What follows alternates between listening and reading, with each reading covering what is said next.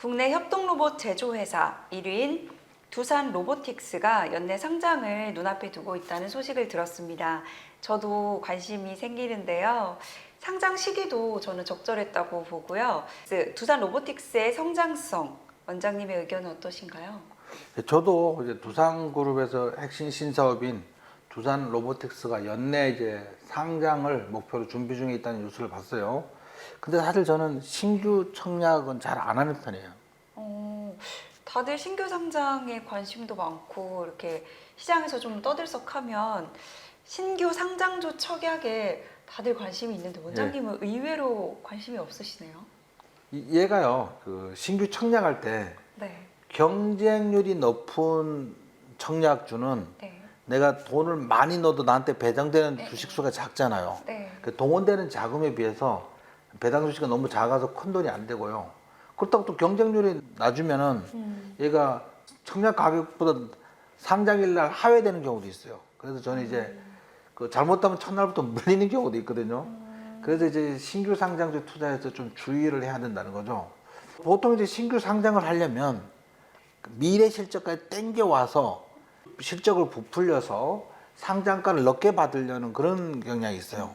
그러니까 상장되고 나서 우리는 따상이라는 그 아련한 그 네. 막연한 기대감에 경쟁률을 높이면 같이 집중하는 경우가 있는데 사실은 그 확률보다 상장 이후 주가가 한 1년 정도 하회할 가능성이 좀 훨씬 많아요.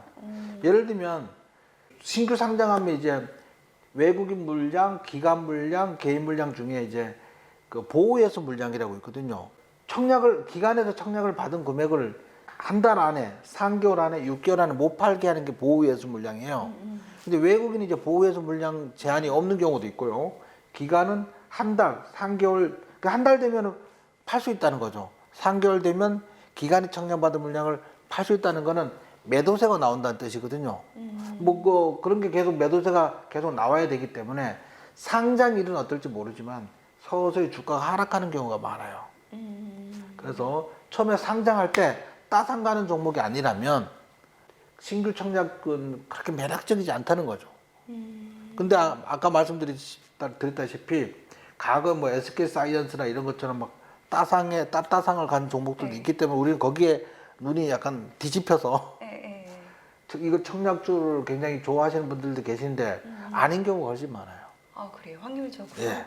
그다음에 그런 종목들은 동원한 자금 대비 예를 들면 1억 원어치를 청약을 했는데 한 주나 두 주 준다고 이런 일이 벌어지니까 재미가 없잖아요, 이게. 그래서 저는 이제 노력 대비 남는 게 없다. 뭐 이렇게 생각해서 잘 안 하는 편입니다. 아, 저 근데 그 궁금한 게 네. 이제 이거 말고 그 LG 에너지 솔루션이었나? 네. 거기도 신규 상장주 그 청약할 때 네. 한 2년 전에 된 데가 거기죠, 맞죠? 그때 제 주변 사람들 그래도 다 진짜 적은 금액이라도 받긴 했었거든요. 네. 근데 여기가 더 위험한 거예요, 좀 더? 하회할 가능성이 높은 거예요? 위험한 게 아니고 1억을 동원해서 예를 들면 10만 원짜리 두 주를 받았다고 쳐요. 20만 원을 받았어. 얘가 네. 배가 튀겨지면 40만 원이 되잖아요. 그럼 네. 20만 원 번 거 아니야. 네. 20만 원 벌려고 1억을 투자하냐 이거지. 아. 1억을 돈을 끌어다 박을 필요가 없다. 번거롭다는 거예요, 그거는. 더 손해볼 가능성은 딱히 없고요. 예상과 다르면 손해 볼 수도 있죠. 예상과 다르면. 근데 보통 경쟁률이 치열한 건 손해 볼 확률은 적어요. 그런 거는 이제 지금 얘도 굉장히 따상 갈 확률도 높아, 얘도.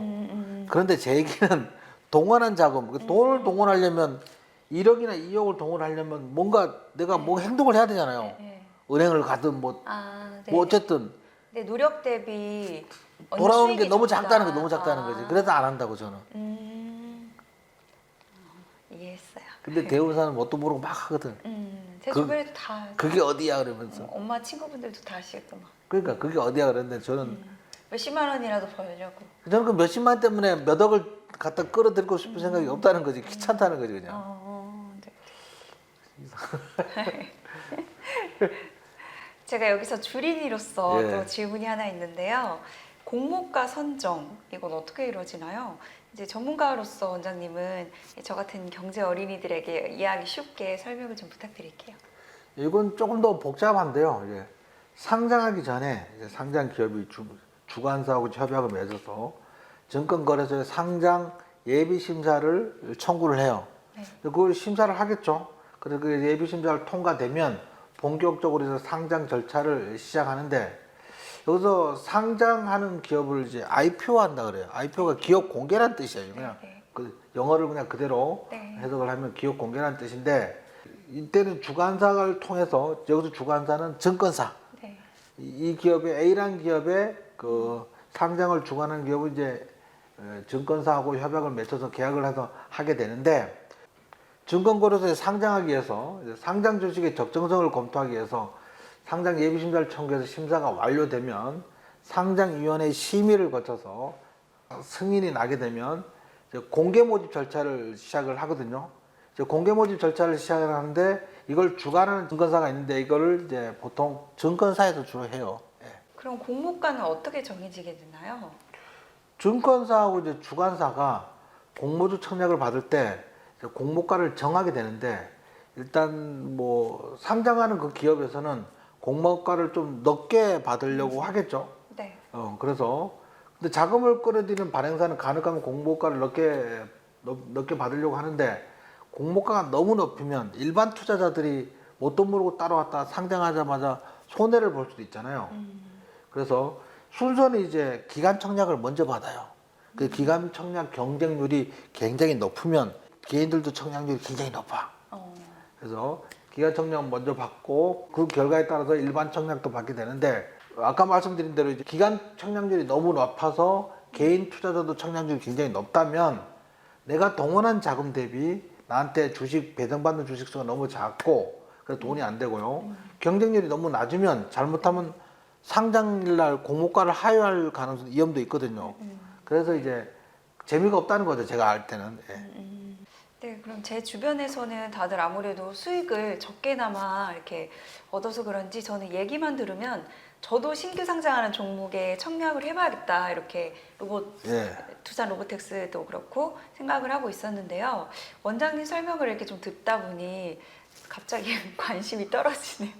너무 팔랑귀인가요? 아니. 주식을 배운다면 청약을 한번 꼭 해보라고 권하고 싶어요. 청약을 해보고, 네. 과거하고 달라서 과거에는 그 단순히 경쟁률만 갖고 했는데, 일단 의무적으로 한두 주씩 우선 배정하는 그런 게 있어요. 개인 투자자를 보호하기 위해서.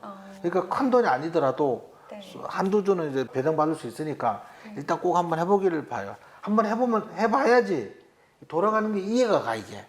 말로만 들어서는 이게 뭔가 이제 막연한 그림. 네, 맞아요. 꼭 한번 두산 로보틱스는 해볼게요. 해보기를 권합니다. 네. 엊그제만 해도 제가 새해 복 많이 받으세요 예. 했던 것 같은데 벌써 꽃피는 춘삼월이 됐습니다. 시간이 진짜 빠른 것 같아요. 예.